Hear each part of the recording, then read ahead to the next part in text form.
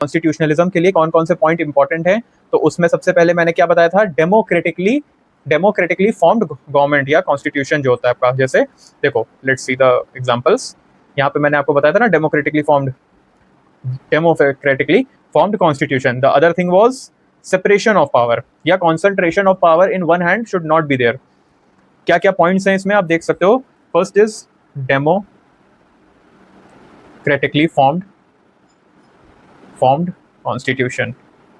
Points to be remembered for this particular constitutionalism. Democratically formed constitution. Then concentration of power जो होता है वो नहीं होना चाहिए। इसको मैं दूसरे कलर से कर देता हूँ so that you should remember this। ठीक है, उसके बाद क्या, separation of power। Then checks and balances।